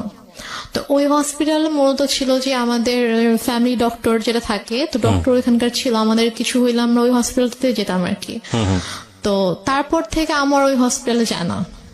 আচ্ছা, কোনো প্রবলেম হলে আর ওই হসপিটালে যায় না, সে ডক্টর চেঞ্জ করে ফেলছে, হসপিটাল চেঞ্জ করে ফেলছে। তো তারপর যাই হোক এটা নিয়ে আর কোনো কথা কাটাকাটি হয়নি, কিছু হয়নি, শেষ হয়ে গেল ব্যাপারটা। তো তারপর থেকে আব্বু মারা গেল হচ্ছে মে মাসে। সেপ্টেম্বর মাস থেকে হঠাৎ করে আম্মুর কি হলো, সে আমাকে বলছে যে তোমাকে বিয়ে দিয়ে দিব। আমি তো বিয়ে করব না, আমি তো ছোট ছাড়া, আমি তখন 9 পড়ি। তো আমি বলেছি আমি তো বিয়ে করবো না। তো বলেছে যে না তোমাকে বিয়ে করতে হবে। আমি বলেছি কেন, তোমার দায়িত্ব। আমি প্রথম থেকে বলে আসছি যে আম্মুকে দেখে প্রচন্ড ভয় পেতাম। ধর আম্মু কোনো কিছু নিয়ে যদি কোনো কিছু বলতো একদম চুপ হয়ে যেতাম, কখনো যে তর্ক করা অথবা ওইভাবে ঝগড়া করা এরকম কিছু, অথবা উল্টে পাল্টা কোনো জবাব দেওয়া এরকম কখনোই কিছু ছিল না। ওই কয়েকটা মাস আমার এমন কেটেছে যে আব্বুর জন্য, আব্বুকে এত বেশি মিস করতাম এবং ওই রাতটার কথা মনে পড়ে। এই যে ফিলিংসটা নিয়ে যদি আরেকটা মানুষ আপনার পাশে দাঁড়াতো তাহলে মনে হতো যে না এই মানুষটা আমার কাছের মানুষ, যেটা আপনার মার কাছ থেকে আসার কথা ছিল। আপনার কথা অনুযায়ী আপনার মা ওই সময়টাতে খুবই স্বাভাবিক ছিলেন, তার ওইটা আপনার কাছে আরো বেশি কষ্টদায়ক মনে হচ্ছিল। বলুন তারপর। যারা এসেছে তারাই কিন্তু আমাকে সান্ত্বনা দিয়েছে, বাট আমার মার থেকে আমি কোনো সান্ত্বনা পাইনি। তো আমি আসলে অনেক বেশি একা হয়ে গিয়েছিলাম। তো সেই একাকিত্ব থেকে আমি আর কি ঘুমাতাম না। তো যাই হোক, তো সেপ্টেম্বরের দিকে হঠাৎ করে আম্মু একদিন আমাকে বলে যে দেখো আমার অনেক ঝামেলা হচ্ছে। ব্যাপারটা এরকম না যে আম্মু আমার দায়িত্ব নিতে পারছে না, যে আমার জন্য আম্মুর খরচ হচ্ছে, আমার খরচ কিন্তু আপুই পাঠাতো। তো সে আমাকে বলছে যে না আমি তোমাকে রাখতে পারবো না, আমি তোমার দায়িত্ব নিতে পারছি না, তোমাকে আমি বিয়ে দিয়ে দিব। তা আমি ঠিক আছে, আমি আপুর সাথে কথা বলতে চাই, তোমার যদি খুব বেশি সমস্যা হয় তাহলে আমি আপুকে বলি, আপু আমাকে হোস্টেলে পাঠিয়ে দিক। আচ্ছা। তো বলেছে না আপুকে বলা যাবে না। তো এটা নিয়ে অনেক আম্মুর সাথে মোটামুটি একটু চলছিল যে আম্মু অনেকভাবে অনেককে দিয়ে বুঝাচ্ছিল আমাকে, লাইক আমার ফ্রেন্ডের আম্মুকে নিয়ে এসে। আপনার মধ্যে এমন কোনো আচরণ কি ছিল যেটা মা নোটিস করেছে যে বিয়ে দিয়ে দিলেই আমি সেফ জোনে চলে যাই? আমার মধ্যে আচরণ বলতে আমি তো বাসা থেকে লাইক বের কোনো হতাম না। মেল ফ্রেন্ডের সঙ্গে টাইম পাস করা, যেহেতু বাবা নাই সো ডেসপারেটলি মাকে অ্যাভয়েড করে অন্য কোনো দিকে যাওয়া? না না, আমার ওরকম কোনো মেল ফ্রেন্ড ছিল না যাদের সাথে হয়তো আমি বাইরে, আমি গার্লস স্কুলে পড়তাম, তো আচ্ছা। আমার ওরকম মেল কোনো ফ্রেন্ড ছিল না। ওকে। তো আমার যা ফ্রেন্ড ছিল, আমার যে বেস্ট ফ্রেন্ড ছিল ও আমাদের পাশের বাসারই ছিল আর কি। ওকে। ও আরেকটা কথা বলি যে আমরা যে এলাকাটায় বাসা করেছিলাম ওইখানে আমার জন্ম হয়, মানে আমার যখন জন্ম হয় তখন আমরা ওই এলাকাতেই থাকতাম, বাট ভাড়া থাকতাম। তো পরবর্তীতে গিয়ে আমরা ওখানে বাসা করেছিলাম। জি। তো আমার যে ছোটবেলার বন্ধুগুলো ছিল তো ওরা ওখানকারই ছিল, তো সেই হিসাবে জাস্ট ওদের আম্মুকে নিয়ে এসে আম্মু আমাকে বুঝাচ্ছিল যে বিভিন্নভাবে মোটিভেট করার চেষ্টা হ্যাঁ, করছিল। motivate করার ওকে। চেষ্টা করছিল। তো এর মাঝে যেটা হয় যে অক্টোবর মাসে আমার দুসম্পর্ক আত্মীয় হঠাৎ করে আম্মু বলে যে ওরা আসবে। আম্মু অনেক আয়োজন করতেছিল, বাজার টাজার করছে, রান্না করতেছে, তারপর আন্টি আসছে, আমার বান্ধবীর মা আসছে, বোন আসছে। তো বাসার মধ্যে একটা উৎসবের মতো একটা ব্যাপার যে অনেক রান্না বান্না হচ্ছে, সব গুছাচ্ছে।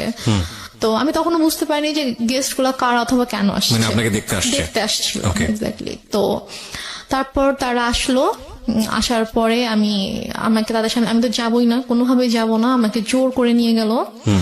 তো নিয়ে যাওয়ার পরে তো আমি গিয়ে যখন দেখলাম যে কে ছেলে, কারণ আমি হচ্ছে আমাদের বললাম যে দুসম্পর্ক আত্মীয় ছিল, তো আমি ছেলের বড় ভাইকে চিনতাম, আমাকে মামা বলে রাখতাম। জি। তো তারই ভাই, সে সিঙ্গাপুরে থাকতো এবং সে অনেক টাকা পয়সার মালিক ছিল। এবং ছেলেটা মানে মানুষের সবাই আল্লাহর সৃষ্টি, কারো চেহারা নিয়ে খারাপ কথা বলতে চায় না, তো বলতেও হয় না। তারপর আমি জাস্ট বলছি যে ছেলেটা অনেকটা লম্বা ছিল, লাইক সে দেখতে এক কথা যে সে জাস্ট নিগ্রোদের মতো ছিল, নিগ্রোদের যেরকম অনেক কালো হয়, যে ওরা দেখতে যেরকম হয় এক্স্যাক্টলি দেখতে ওরকম ছিল অনেকটা। ওকে।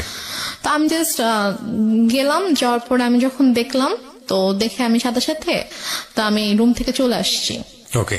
তারপর আম্মু আমার রুমে আসলো যে তুমি এরকম বেয়াদবের মতো উঠে কেন চলে আসলা। আমি বললাম যে আমি ওখানে কেন থাকবো, তুমি তো আমাকে জোর করে নিয়ে গেছো, আর তুমি ছেলের অবস্থা দেখছো কিরকম। তো পরে বলতে আপনার বিষয়টা কিরকম যে ছেলেটাকে পছন্দ হলে আপনি বিয়ে করে ফেলতেন? না, পছন্দ হলে যে বিয়ে করতাম সেটা না, আমি বলছি যে তোমার কি মানে এতটুকু মানে ইয়া নেই যে তুমি এরকম একটা ছেলের সাথে আমাকে বিয়ে দেওয়ার জন্য নিয়ে আসছো, মানে তোমার রুচিবোধে কিভাবে এটা করলো যে তুমি এরকম একটা ছেলের সাথে আমাকে বিয়ে দিবে, এরকম একটা ছেলের সাথে তুমি আমাকে বিয়ে দিতে চাও। আচ্ছা। এই জন্য আর কি, ছেলেকে পছন্দ হলে যে আমি বিয়ে করতাম ব্যাপারটা এরকম না, কারণ বিয়ের কোনো চিন্তা ভাবনা আমার মাথায় ছিলই না।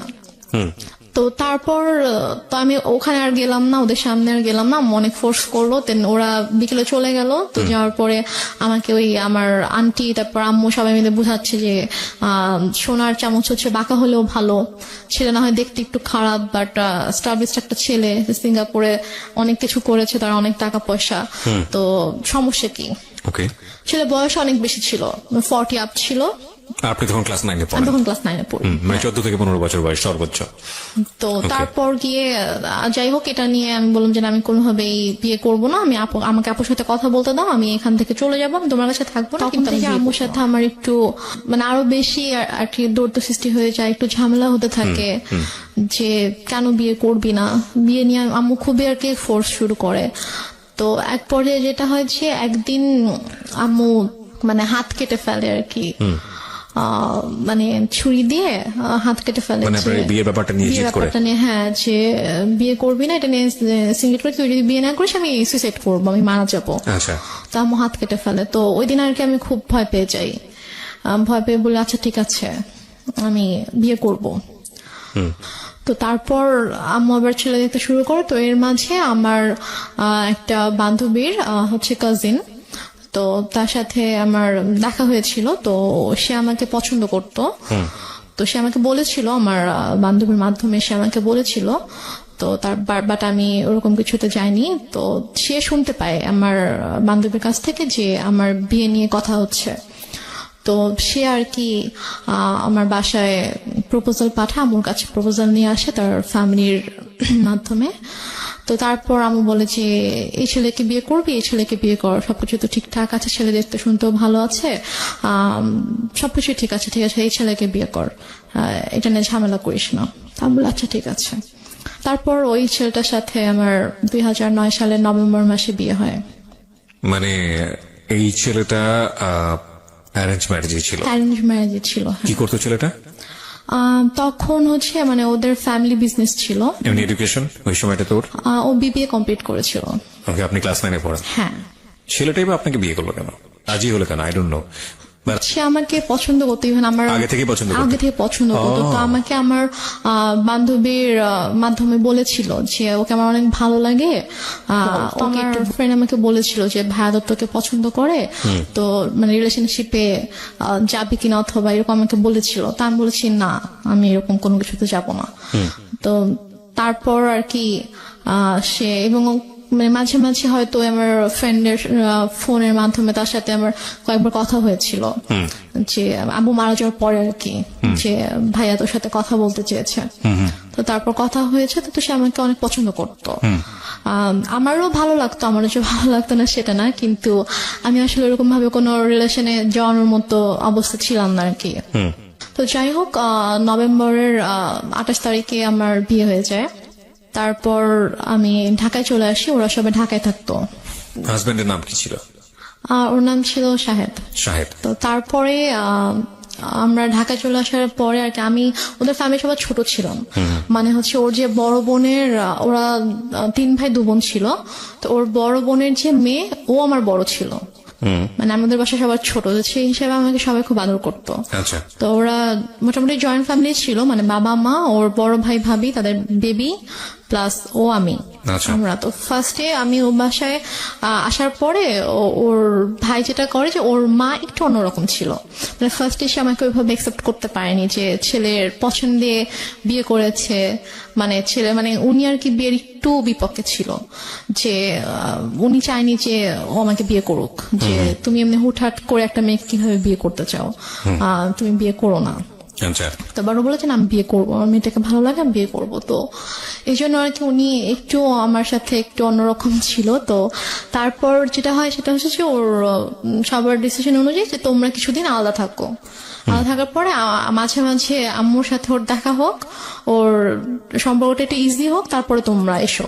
বাট প্রথমে যদি দেখো তোমরা এখানে কন্টিনিউয়াসলি থাকতে থাকো, তখন দেখা যাবে যে হয়তো আম্মা ওকে এখন একটু নিতে পারতেছে না মেন্টালি, তো ওর সাথে হয়তো কোনো একটা মিসবিহেভ করে ফেললো, সেটা হয়তো খারাপ হবে।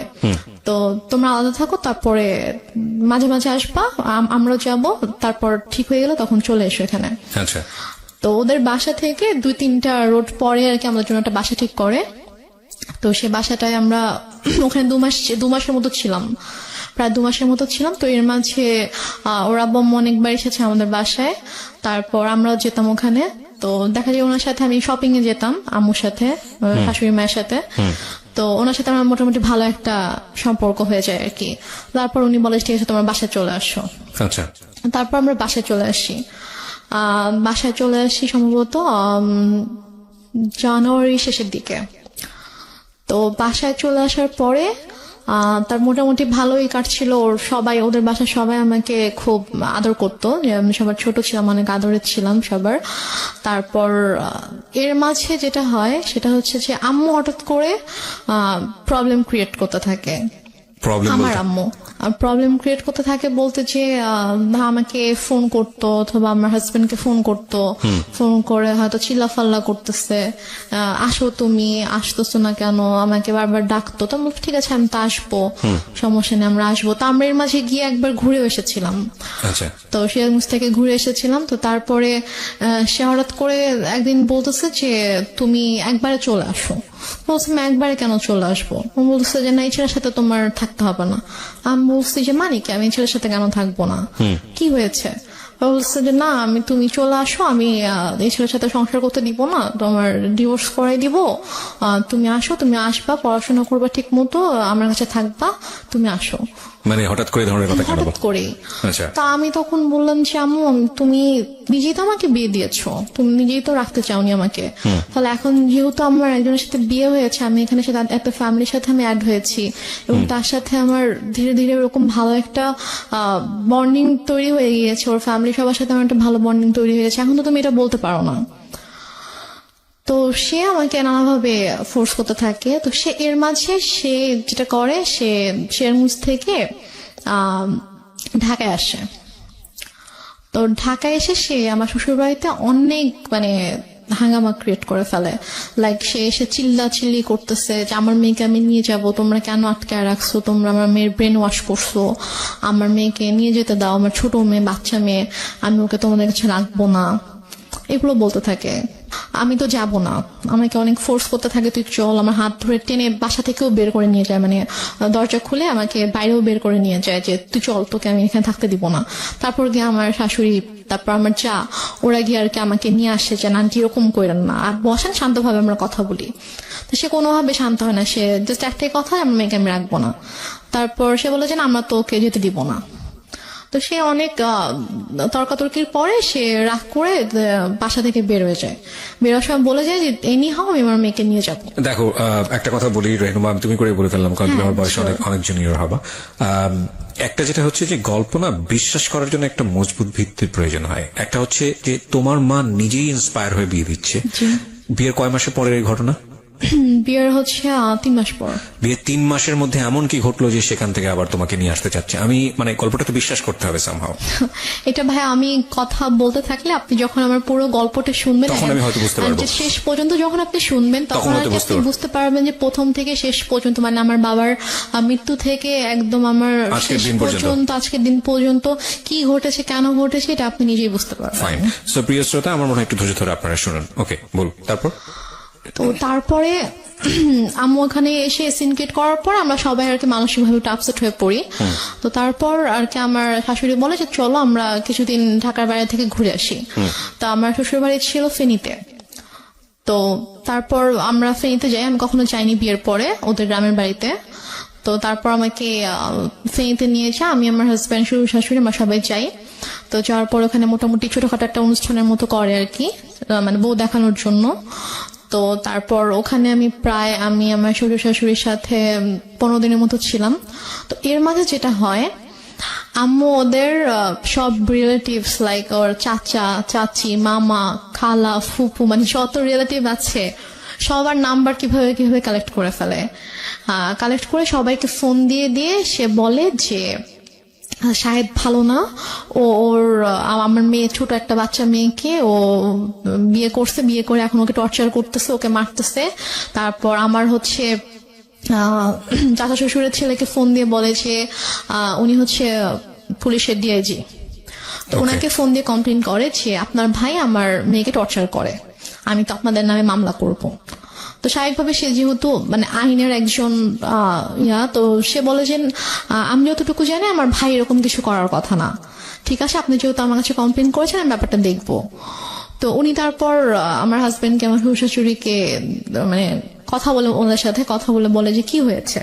তখন বলতেছে যে তুমি আমাদের কথা বিশ্বাস করবো না, তুমি বৌমার থেকে শুনো যে মানে আমাদের কোনো দোষ নেই অথবা আমরা কিছু করি না, ওর মাই এরকম সিন ক্রিয়েট করতেছে, ওর মা একটু অন্যরকম, ওর মাই এরকম ঝামেলা করতেছে, আমাদের ওর থেকে শুনো।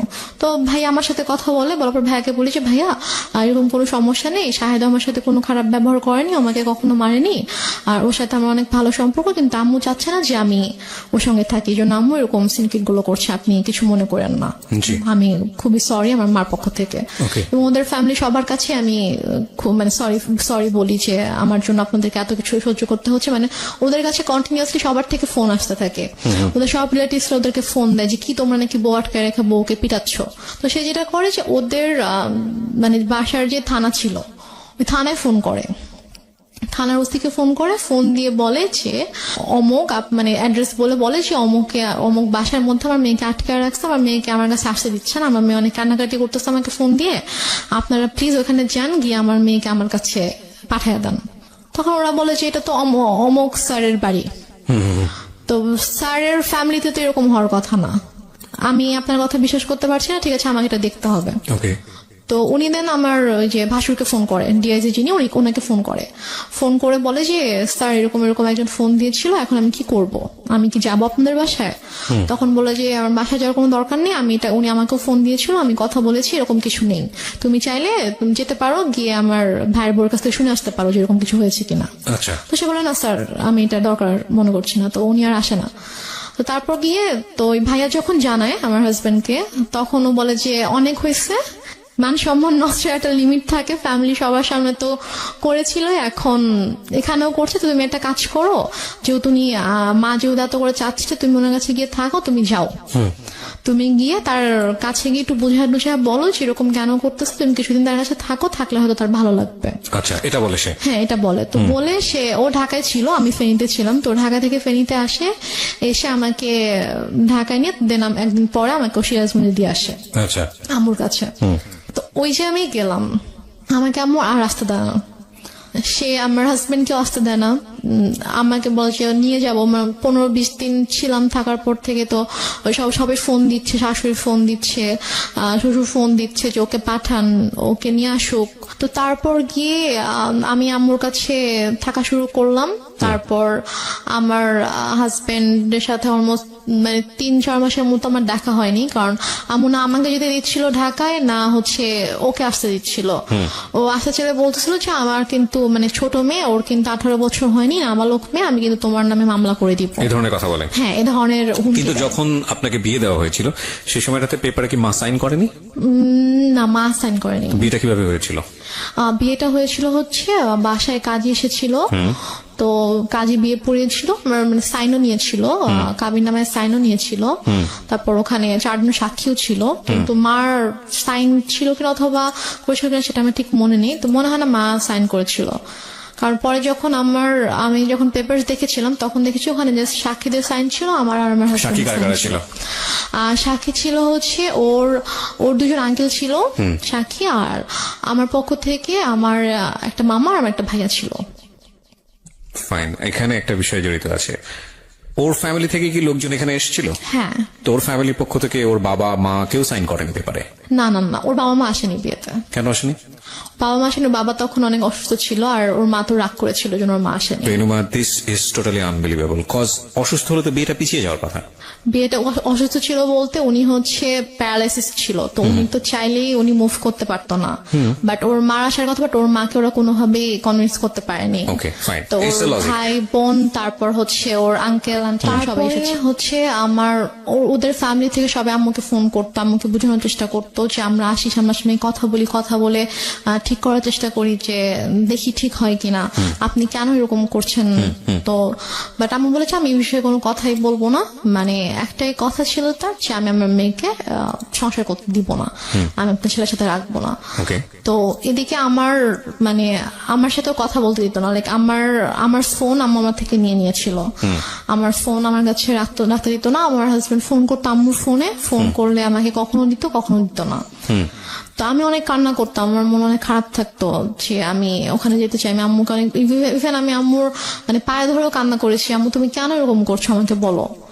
সে আমাকে কোনো কারণও বলতো না যে কেন সেরকম করছে। আমি বলছি আম্মু তুমি তো আমাকে বিয়ে দিয়েছো, এখন যখন আমি একটা জায়গায় গিয়েছি, আমার বিয়ে হয়েছে, আমি আমার হাজবেন্ডকে অনেক ভালোবাসি, আমি ওর ফ্যামিলির সাথে অনেক ভালোভাবে মিশে গিয়েছি, তো এখন কেন তুমি সবাইকে এরকম কষ্ট দিচ্ছ, আমাকে কেন তুমি কষ্ট দিচ্ছ আম্মু। যাই হোক, তারপরে গিয়ে আম্মু যেটা করলো যে ওদের সাথে অনেক কথাবার্তা যখন হলো, ও অনেক রিকোয়েস্ট করলো, তো বলো ঠিক আছে তুমি সিরাজগঞ্জ আসো, এসে ওর সঙ্গে দেখা করে যাও। তো দেন আমার হাজবেন্ড অলমোস্ট 4 মাস পরে আমাদের বাসায় আসে, সিরাজগঞ্জে আসে। তো এসে সে আমার সঙ্গে দেখা করে, তো তখন আম্মুর সাথে কথা বলে। ও আর আমি দুজনে আম্মুর কাছে গিয়ে আম্মুর পায়ের কাছে বসে আম্মুকে বলি যে ও বলে যে আম্মু আপনি কেন এরকম করতেছেন, বলেন আপনি আমি কি কোনো দোষ করেছি অথবা আমার কোনো ভুল হয়েছে যে আপনি কেন ওকে আমার থেকে দূরে রাখতেছেন, আপনি কেন এরকম করতেছেন। আমি বলেছি না, আমি কোনো কথা শুনবো না, আমি তখন ভুল করছি, আমার বাচ্চা মেয়েকে বিয়ে দিচ্ছি, এখন আমি বুঝতেছি যে আমার ছোট একটা মেয়েকে এভাবে এত কম বয়সে বিয়ে দেওয়া উচিত হয়নি। এখন আমি চাই সে পড়াশোনা করবে, পড়াশোনা শেষ করবে, করে এস্টাবলিশড হবে, দেন সে চাইলে তার পছন্দ অনুযায়ী কাউকে বিয়ে করবে, কিন্তু আমি যেটা ভুল করেছি আমার সেই ভুলটা শুধরাতে হবে। সে ওর সাথে সায়দার সাথে অনেক রুড বিহেভ করে। আপনি কি করেন ওই সময়টাতে? আমি জাস্ট তখন আমি ওকে নিয়ে আমার রুমে চলে আসি, এসে বলি যে তুমি এখান থেকে চলে যাও, এভাবে অপমানিত হওয়ার কোনো মানে হয় না, তুমি চলে যাও, মাসা লাগবে, আমি তো আম্মুকে বুঝাতে পারি, আমি চলে আসবো। আপনাদের আর কোনো আত্মীয়স্বজন ছিল না আশেপাশে যারা আপনাদেরকে বিয়ে দিয়েছে, তারা কোনো স্টেপ নিচ্ছিল না? কেউ তো কিছু জানতো না, আর আপুর সাথে তো আমার টোটালি কথাবার্তা ওরকম কথা হতো না, কারণ আপুকে আম্মু বলেছিল যে আম্মু আমাকে বিয়ে দেয়নি, আমি নিজের ইচ্ছে বিয়ে করেছি, আমি মানে আমি পালিয়ে গিয়েছিলাম, সেখান থেকে আম্মু আমাকে নিয়ে এসেছে, নিয়ে এসে আমাকে বিয়ে দিয়েছে। ওকে। ওই জন্য আপু রাগ করে আমার সাথে কথা বলতো না আর কি। আর আমি যে তারপরে যে আমি কারো কাছে হেল্প চাইবো অথবা ফোন করবো, ওয়েট আমার ছিল না। আমি যে কোথাও একা একা বাসা থেকে বের হয়ে আমি যে কারো কাছে একটা যাবো, গিয়ে যে আমি খুলে বলবো ঘটনা, অথবা আমি যে বাসা থেকে পালিয়ে চলে যাবো ঢাকায়, ওইরকম তখন হয়তো আমি অনেক ছোট ছিলাম, ওইরকম কোনো সাহস আমার ছিল না, অথবা আমি যে যাবো এরকম কোনো সিচুয়েশন ছিল। বেসিক্যালি যে আমার হাজবেন্ড কিছু করেনি, সেটা হচ্ছে যে ওরা খুব ভালোভাবে বুঝে গিয়েছিল যে আম্মুর সাথে যদি ওরা লাগতে যায়, ঝামেলা করতে যায়, তাহলে ওরা অনেক ভালোভাবে ঝামেলায় পড়বে, কারণ আম্মুদেরকে ভালোভাবে পেঁচাবে, ঝামেলায় ফেলবে।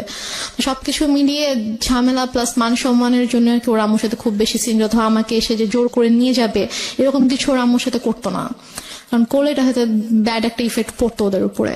তো এই কারণে আর কি ওরা করতো না। তো তারপরে গিয়ে যেটা হয় সেটা হচ্ছে যে আম্মু ওকে ভাবে বলে যে ঠিক আছে, মানে আম্মু যখন দেখছে যে না ওরা বারবার ট্রাই করছে যে নেওয়ার জন্য ট্রাই করছে আমাকে, তো তখন আম্মু ওকে একটা শর্ত দেয়, আমার হাজব্যান্ডকে একটা শর্ত দেয়, এবং আমার আম্মু জানে যে এই শর্তটা কখনোই ও মানবে না।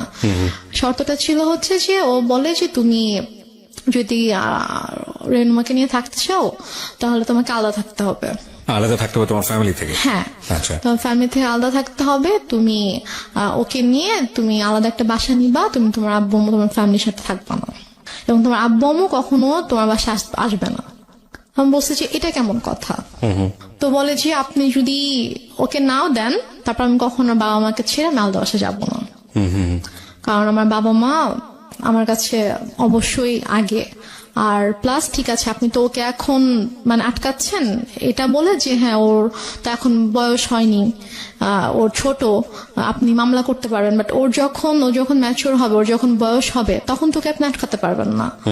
এবং আমি জানি যে আমি যেরকম ওকে ভালোবাসি ও আমাকে ভালোবাসে, এবং আশা করি যে ইনশাল্লাহ যখন সময় হবে তখন আমি আমার ওয়াইফকে আপনার থেকে নিয়ে আসবো, বাট আমি আমার বাবা মাকে ছেড়ে থাকতে পারবো না, এটা আমি করতে পারবো না। তারপর যেটা হয় যে ওর সাথে আমার তো কাছে তো ফোন ছিল না, ওর সাথে যোগাযোগ একমাত্র ওয়ে ছিল আম্মুর ফোন। তো আম্মু ওর কাছ থেকে ফোনটা নিয়ে ওকে ফোন করার জন্য রিকোয়েস্ট করতে হতো, অনেকবার ফোন দেওয়ার পরে হয়তো আম্মু আমাকে ফোন দিত। তো এইভাবে আর কি যোগাযোগ ছিল। তো এক পর্যায়ে যেটা হয় যে ও মাসে হয়তো একবার আসতো, দুবার আসতো, এসে আমার সাথে দেখা করে জাস্ট চলে যেত ঢাকায়।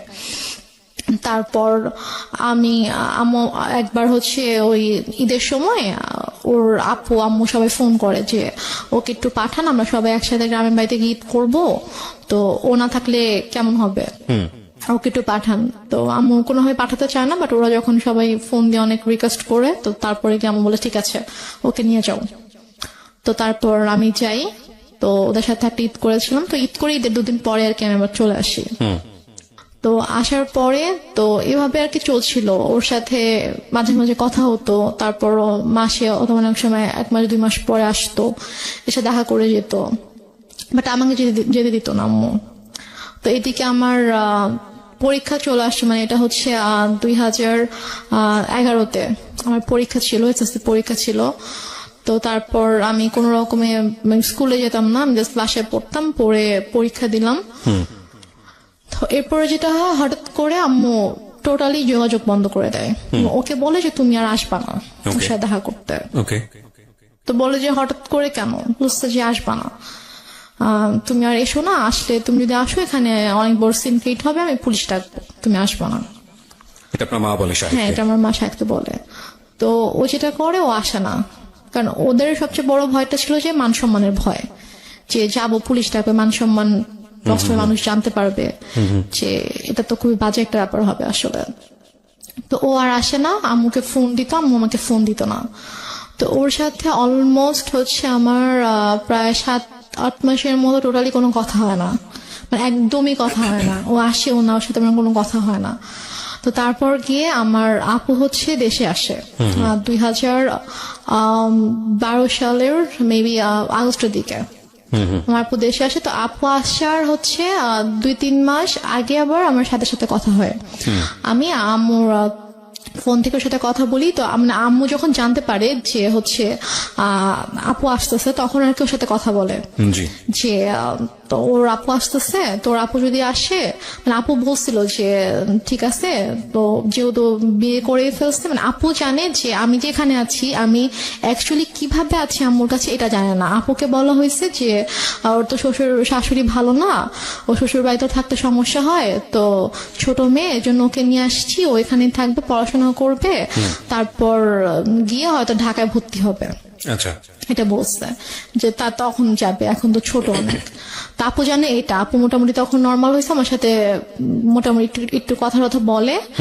তো তারপর আর কি আপু যখন আসে, তা আপু আসার আগে আবার ওর সাথে সে নর্মাল হয়ে যায়, কারণ আপুকে তো দেখাইতে হবে। মানে তার প্ল্যানিংটা ছিল আসলে অন্যরকম, সেটা আমি বললে বুঝতে পারবেন। তো সে যেটা করে, সে সাহেদের সাথে কথা বলে যে বাবা যাই হয়েছে তুমি আসো, তুমি সিরাজগঞ্জে আসো। তো ও সিরাজগঞ্জে আসে, আসার পরে 2 দিন ছিল, তারপর ওকে বলে যে দেখো ওর আপু আসবে, আপু আসলে কিন্তু আপুর সাথে ভালো করে কথা বলবা, যেগুলো হয়েছে এগুলো কিছু জানানোর দরকার নাই, আমি ইনশাল্লাহ সবকিছু ঠিক করে দিব, যাই হয়েছে এগুলো ভুলে যাও, আমি তোমাদের সবকিছু ঠিকঠাক করে দিবো। আপু আসলে হয়তো আমরা বড় করে একটা অনুষ্ঠান করতে পারি, যেহেতু তোমাদের ওরকম বড় কোনো অনুষ্ঠান হয়নি, তো বড় করে একটা অনুষ্ঠান করতে পারি, তো করলে তখন সব ঠিকঠাক হয়ে যাবে। তো এটা বলে, তো বলার পরে আপু যখন আগস্টে আসে, আপু মানে যেদিন আপু ঢাকায় আসে, আসার পরে হচ্ছে আপু শ্বশুরবাড়ি ঢাকাতে, তো 2 দিন পরে আপু যখন আমাদের সিরাজগঞ্জে যখন আসবে, তো ওই দিন হচ্ছে শাহেদেরও আসার কথা। তো শাহেদ বলছে যে আম্মুকে ফোন দিয়ে বলছে যে আম্মু আমার একটা কাজ পড়ে গেছে, মানে ওদের হচ্ছে একটা প্রিন্টিং প্রেস ছিল, তো ওই প্রেসে হচ্ছে যে ওদের একটা অর্ডার ছিল, অনেক বড় একটা অর্ডার ছিল, তো ওটা হচ্ছে কমপ্লিট হয়নি। এখন ও যদি ওখান থেকে চলে আসে, তাহলে দেখা যাবে যে ওই কাজটা হবে না, তো অনেক বড় লস হয়ে যাবে। তো বলছে যে আম্মু আমার তো কাজ শেষ হতে সন্ধ্যা হয়ে যাবে, তো ওর চেয়ে ভোরবেলা রওনা দেওয়ার কথা, তো আমি রাতে আসি, সন্ধ্যাবেলা কাজটা শেষ করে আমি হয়তো 8টার দিকে রওনা দিলাম, দিয়ে আমি রাতের মধ্যে চলে আসবো, আপুদেরকে একটু বললেন আমি চলে আসবো, সমস্যা নেই, কিছু মনে করতে মানা করেন। আমি বলে যে এখন আসবা, বলছে যে আমি আসলে তো এখানে কাজ দেখতে পারবে না, সমস্যা হয়ে যাবে। বলেছে এখন আসতে হবে, আমি জানি না, আমার বড় মেয়ে 12টার মধ্যে চলে আসবে, মানে এটা সকাল 10টার দিকের কথা আর কি, তুমি এখন রওনা দাও, তুমি চলে আসো, তোমার তো 3-4 ঘন্টার বেশি লাগবে না, তুমি চলে আসো, সমস্যা নেই। ও বলছে যে আম্মু আমার পক্ষে এখন আসা সম্ভব না, আমি আসলে আমার কাজ দেখার কেউ নাই। তো এটা নিয়ে অনেক তর্কাতর্কি হয়, তো হওয়ার পরে লাস্টে গিয়ে আম্মু ওকে বলে যে তোকে আমি এখন বলছি তুই এখন আসবি, রেগে যায় আর কি, রেগে যায়। আম্মু রেগে ওকে তুই তো করে শুরু করে, বলে যে তোকে আমি বলছি তুই এখন আসতে হবে। এবং ওর এটা নিয়ে খুব মানে হয়, ওর ইগোতে লাগে যে তোমার শাশুড়িকে আমাকে তুই করে কথা বলবে।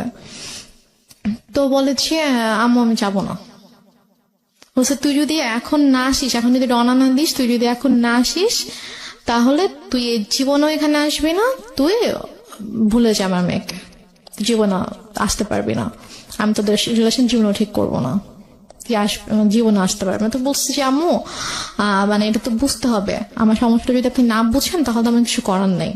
তো তারপরও মানে ও চেষ্টা করে বুঝাইতে, বাট আম্মু বলেছে না এমনিও আসতে হবে, তো বলেছে আমার পক্ষে সম্ভব না আসা।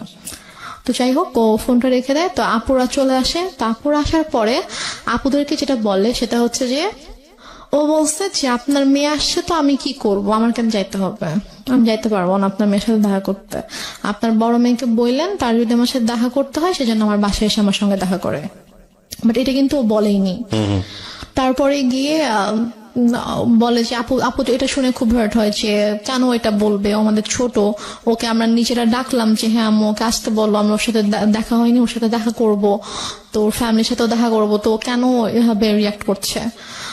তো তারপরে গিয়ে বলে যে হ্যাঁ তোমাকে তো বলছিলামই ছেলে ভালো না, ছেলের মা ভালো না, ছেলে এরকমই, দেখছো কিরকম বেয়াদব, মানে আম্মু এটা করছে হচ্ছে সম্পূর্ণ ইচ্ছাকৃত ভাবে। ফার্স্টে ওকে ঠিকঠাক করছে, ওর সাথে সম্পর্কটা ঠিক করছে, ঠিক করে ও আসছে, তারপর যেদিন আসবে মানে আসলে আপুর সাথে দেখা হলে তো সবকিছু নর্মাল হয়ে যেত, এবং হয়তো আপুর সাথে সম্পর্কটা যদি নর্মাল হয়ে যেত, তখন যদি আমি ওর বাড়িতে চলে যেতাম, তখন হয়তো আপুকে ডিটেল ঘটনাটা বলতে পারতাম যে আসলে ব্যাপারগুলো কিন্তু এতদিন এভাবে ঘটেছে। আম্মু আসলে এটা চাইনি যে আমাদের সম্পর্কটা স্বাভাবিক হোক এবং আপুর সাথে ওর সম্পর্কটা স্বাভাবিক হোক। তো ইচ্ছাকৃত ভাবে আম্মু এরকম সিনক্রেটটা করেছে। তো আপু ভাইয়া তো অনেক রেগে গেল। রেগে যাওয়ার পরে বলতেছে যে ঠিক আছে বাদ দেন, এই ছেলের সাথে আসলে দরকার নেই, সংসারের দরকার নেই, ওকে ইয়া করেন, ডিভোর্স পেপার পাঠিয়ে দেন। বাট আপনি তখন কি বলছিলেন? আমি তখন বলছি যে আমি তো ডিভোর্স দিব না। আমাকে ভাইয়া জিজ্ঞেস করছে যে তুমি কি বলো, আমি বলছি আমি ডিভোর্স দিব না, কি করবা? আমি বলছি আমি ওখানে যাবো, আমি ওদের বাসায় যাবো। তো বলছে যে আমি তখন বলছি যে দেখছো কিরকম নির্লজ্জ মেয়ে, এইভাবে নিজের বোন ভাই মাকে অপমান করছে ওর জামাই, আর ও এরকম জামাই সাপোর্ট করে কথা বলছে, এখন ওখানে যেতে চাচ্ছে, কত বড় খারাপ মেয়ে, নির্লজ্জ মেয়ে, এগুলো বলছিল আর কি। তো তারপর গিয়ে ভাইয়া বলে যে তুমি কেন যেতে চাও, যে তোমার ভাই আপুকে অসম্মান করছে। আমি আমি মানে বলতে নিচ্ছিলাম যে ব্যাপারটা কিরকম হয়েছে, বাট আমি আম্মুর ভয় বলতে পারছিলাম না, যে আমি যদি বলতাম যে ঘটনাটা এরকম হয়েছে তখন আম্মু তো এটা নিয়ে অনেক সিনক্রেট করতো। তো দেন আর রাতের বেলা আপু বলছে যে আমি ভাবছি যে রাতের বেলা যখন ঘুমাতে যাবো, আম্মু যখন ঘুমিয়ে যাবে তখন আমি আপুকে গিয়ে বলবো যে আপু ঘটনাগুলো কিন্তু এরকম এরকম হয়েছে, তুমি ওকে ভুল বুঝো না, তুমি ব্যাপারটা প্লিজ সলভ করো, আমি এটা বলতে চেয়েছি। তো তারপর রাতে যখন আপুকে বলেছি আপু আমি তোমার সাথে ঘুমাবো, বলছে আচ্ছা ঠিক আছে। তো আম্মু যেটা বলে যে তোমরা 2 বোন ঘুমাবা, চলো আমরা 3 জন একসাথে ঘুমাই। আম্মু হয়তো বুঝতে পেরেছে যে আমি যদি আপুকে কিছু বলে দেই, রাইট রাইট, ওকে। তারপর বলে যে আমি তোমাদের সাথে ঘুমাবো। পরে আমি বলছি যে না, আমি আর আপু ঘুমাবো রুমে, আর খাটে তো 3 জনের জায়গা হবে না। আপুর তখন বেবি ছিল 2টা, তো আপুর যে বড় বেবিটা ওর বয়স ছিল 2.5 বছর, তো ওর বাবার সাথে ঘুমাবে আর কি।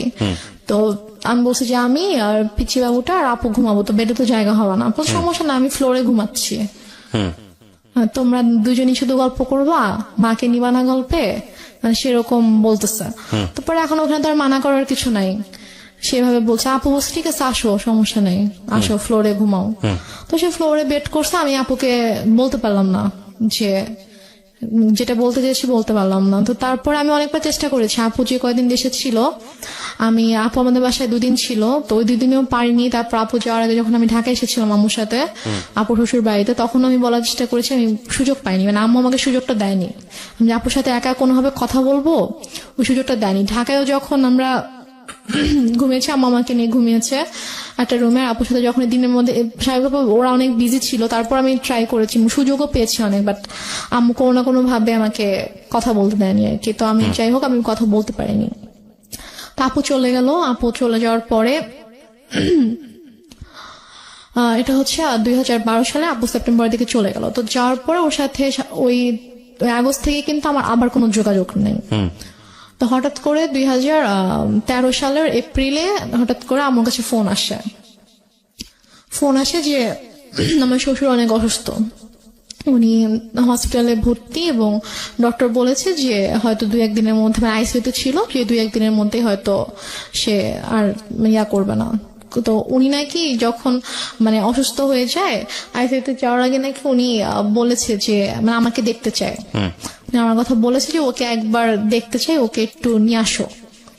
তো এই জন্য ওরা আবার ওদের বাবাকে প্রচন্ড ভালোবাসতো আর কি। তো ওরা সবাই আম্মুকে ফোন দিয়ে মানে এটাও বলছে, আন্টি আপনার পায়ে ধরি প্লিজ আপনি ওকে পাঠান, ওকে আব্বু দেখতে চাইছে। তো আম্মু কোনোভাবে রাজি হয় না, আমি অনেক কান্নাকাটি করে আম্মু প্লিজ যেতে দাও। আমার শ্বশুর আমাকে অনেক আদর করতেন, মানে আমি ওনাকে বাবা ডাকতাম, আমার আব্বুকে আমি বাবা ডাকতাম। তো মানে উনি আমাকে খুবই আদর করতো। তো আমি যখন শুনি যে এরকম অসুস্থ, আমার খুবই খারাপ লাগে। এবং আমার বাবা মারা যাওয়ার পর থেকে আমি যে কদিনই ওনার সাথে ছিলাম, আমার কাছে জাস্ট মনে হয়েছে যে এটা আমার বাবা। তো আমি আম্মুকে অনেক রিকোয়েস্ট করি, তারপর ওরাও তো কন্টিনিউয়াসলি ফোন দিচ্ছিল। তারপর আমি বলে ঠিক আছে আমি ওকে নিয়ে আসতেছি, আমি নিয়ে যাবো, আমি নিয়ে আসবো, তোমাদের আসতে হবে না। তা আম্মু আমাকে নিয়ে ঢাকায় আসার পরে তো হসপিটালে ছিল আম্মু 2 দিন ছিল। 2 দিন বলতে যেদিন গেলাম ওই দিন, আর পরের দিন বিকালবেলা আম্মু বলে যে আমার ভাল লাগতেছে না, আমি চলে যাই, ও আর 2 দিন থাকুক, 2 দিন পরে ওকে দিয়ে এসো। এটা বলে তো আমি হসপিটালে ঢাকায় আসি, হসপিটালে শ্বশুরকে দেখার জন্য। তো আমি 2 দিন আমার মা ছিল, তো থাকার পরে মা চলে যায় এবং আমার হাজবেন্ডকে বলে যায় তুমি ওকে 2 দিন পরে দিয়ে এসো। আচ্ছা, তখন কি আপনার বোনরা চলে গেছে কানাডাতে না তখন?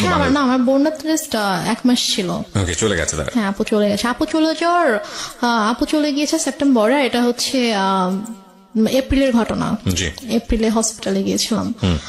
তো তারপরে আমি আরো 2 দিন থাকলাম, থাকার পরে আমাকে শাহেদ দিয়ে আসলো সিরাজগঞ্জে।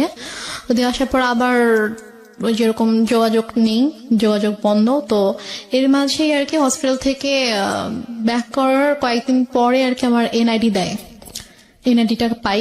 তো পাওয়ার পরে আম্মু আর কি একজন লয়ারের সঙ্গে কনসাল্ট করে দেন আমার ডিভোর্সের পেপার রেডি করে আর কি। এটা কি আপনি জানতেন? এটা আমি জানতাম না। Okay. মানে আমি জেনেছি যখন আমার কাছে পেপারসটা নিয়ে এসেছে, তখন আমি জেনেছি যে অনেক সময় সব রেডি করে দেন আমার পেপারস নিয়ে আসে, যদি তুমি এখানে সাইন করে দাও। তো আমি বলছি কিসের পেপারস? তো বলেছি যে এটা ডিভোর্স পেপার। তো আমি বলেছি যে আমি সাইন করব না, তোমাকে সাইন করতে হবে। আমি বলছি না আম্মু, আমি করবো না সাইন। তো তারপর আম্মু আমাকে ফোর্স করে, আম্মুর সাথে একটু তর্কাতর্কি হয়।